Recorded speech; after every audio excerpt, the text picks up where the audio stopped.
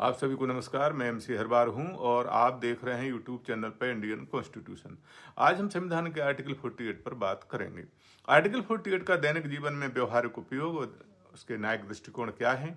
Article 48 का परिचय हम जान लेते हैं। यह भारत के संविधान का आर्टिकल 48 राज्य के नीति निर्देशक तत्वों का हिस्सा है।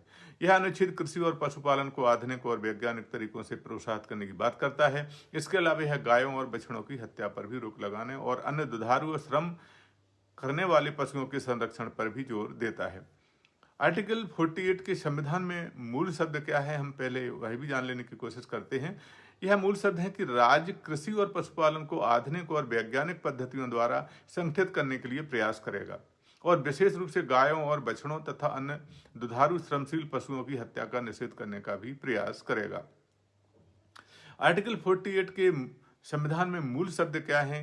The state shall endeavour to organise agriculture animal husbandry on the modern and scientific lines and shall in particular take step for the preserving and improving the breeds and prohibiting the slaughter of the cows and the calves and other milch and draught cattle। हम दैनिक जीवन में article 48 का व्यवहारिक उपयोग भी जान लेते हैं। यह आर्टिकल गौ संरक्षण पर भी बात करता है। देश में गौशालाओं का निर्माण, उनकी देखभाल, दूध उत्पादन और अन्य दुग्ध उत्पादों की गुणवत्ता सुधारने के लिए पशु के संरक्षण पर भी आर्टिकल 48 बात करता है। आर्टिकल 48 पशुधन विकास में भी अपनी बात करता है।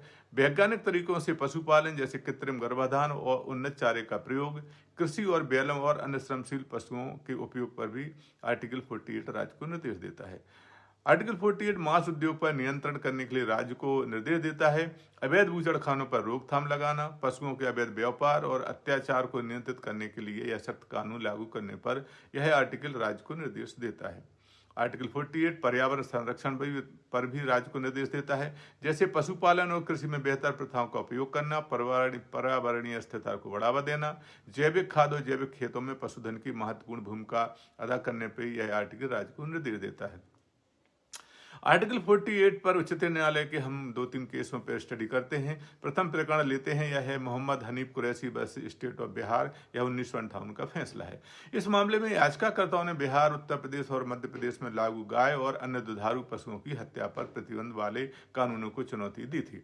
याचिकाकर्ताओं का यह तर्क था कि यह प्रतिबंध उनके मौलिक अधिकारों, विशेष रूप से अनुच्छेद 19(1)(g) व्यवसाय का अधिकार और धार्मिक स्वतंत्रता के अधिकार आर्टिकल 25 का पूरी तरह से उल्लंघन है। न्यायालय की 5 जजों की संविधान पीठ के समक्ष यह सुना गया। सुप्रीम कोर्ट ने फैसला दिया कि दुधारू और श्रमशील पशुओं जैसे गाय और बछड़ों की हत्या पर प्रतिबंध संविधान के आर्टिकल 48 के उद्देश्यों के अनुरूप है और इसे वैध ठहराया। हालांकि न्यायालय ने बूढ़े और अनुपयोगी पशुओं की हत्या की अनुमति दी, क्योंकि यह आर्थिक दृष्टि से तर्कसंगत है। इस मामले में न्यायालय ने धार्मिक स्वतंत्रता के तर्क को यह कहते हुए खारिज कर दिया कि गायों की हत्या इस्लाम में धार्मिक अनिवार्यता नहीं है। इसी प्रकार एक सुप्रीम कोर्ट का एक दूसरा प्रकरण लेते हैं। यह है state of Gujarat versus Mirzapur मोती कुरैशी कसाब जमत। यह 2005 का प्रकरण है। इस मामले में याचिकाकर्ताओं ने गुजरात सरकार के कानून को चुनौती दी, जिसमें गाय, बछड़े, बैल और भैंसों की हत्या पर पूर्ण प्रतिबंध लगाया गया था। याचिकाकर्ताओं का तर्क था कि यह प्रतिबंध उनके मौलिक अधिकारों, विशेष रूप से आर्टिकल 19(1)(g) व्यवसाय का अधिकार और धार्मिक स्वतंत्रता आर्टिकल 25 का पूरी तरह से उल्लंघन है। यह 7 जजों की संविधान पीठ के समक्ष यह प्रकरण सुना गया। सुप्रीम कोर्ट ने फैसला दिया कि गुजरात सरकार का प्रतिबंध वैध है और आर्टिकल 48 के उद्देश्यों के अनुरूप है।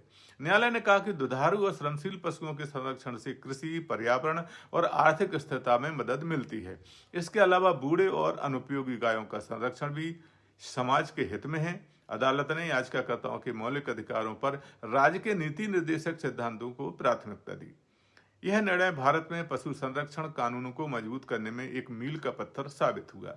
एक अन्य तीसरा प्रकरण है आशुतोष लाहिरी बनाम स्टेट ऑफ उत्तर प्रदेश। यह 1995 का प्रकरण है। इस मामले में याचिकाकर्ता ने उत्तर प्रदेश सरकार के एक आदेश को चुनौती दी, जिसमें बकरीद के दौरान धार्मिक परंपरा के नाम पर गायों की हत्या की अनुमति दी गई थी। याचिकाकर्ता का तर्क था कि यह आदेश भारतीय संविधान के आर्टिकल 48 गाय और अन्य दुधारू पशुओं की हत्या पर प्रतिबंध के विपरीत है और सामाजिक एवं सांस्कृतिक भावनाओं को आहत भी करता है। न्यायालय का निर्णय इसमें बहुत महत्वपूर्ण हुआ, यह 2 जजों की एक बेंच के द्वारा सुनाया गया कि सुप्रीम कोर्ट ने इसमें फैसला दिया कि गायों की हत्या किसी भी धार्मिक अनिवार्यता का हिस्सा नहीं है। यहां तक कि बकरीद के अवसर पर भी न्यायालय ने कहा कि आर्टिकल 25 धार्मिक स्वतंत्रता का अधिकार और सार्वजनिक व्यवस्था, नैतिकता और अन्य संवैधानिक प्रावधानों के अधीन है। इसलिए उत्तर प्रदेश सरकार का यह आदेश संवैधानिक रूप से अवैध घोषित किया जाता है। यह निर्णय आर्टिकल 48 के तहत गायों के संरक्षण के महत्व को और मजबूत करता है।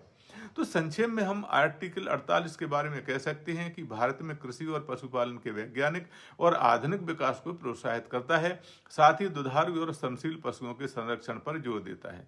इसके दैनिक उपयोग से गौ संरक्षण, पर्यावरण सुधार और जैविक खेती को बढ़ावा मिलता है। न्यायालय ने आर्टिकल 48 के तहत कई फैसले दिए हैं जो इस आर्टिकल की संवैधानिकता और व्यवहारिकता के महत्व को स्पष्ट करते हैं। यह प्रावधान भारत के आर्थिक, सामाजिक और पर्यावरणीय संतुलन को बनाए रखने में महत्वपूर्ण भूमिका निभाता है। तो साथियों, यह थी संविधान के आर्टिकल 48 की जानकारी। क्या है जानकारी आपके लिए उपयोगी लगी है तो कृपया इस आर्टिकल को सब्सक्राइब करें ताकि आपको हम आगे भी ऐसी महत्वपूर्ण जानकारी सीधी आपको मिलती रहे। इस आर्टिकल को शेयर करें ताकि और लोग भी आर्टिकल 48 के बारे में जान सकें। हमें कमेंट करके बताएं कि इस आर्टिकल में आपकी क्या राय है। अंत में हम जल्दी ही एक नए आर्टिकल के साथ आपके समक्ष पुनः उपस्थित होंगे। तब तक के लिए नमस्कार।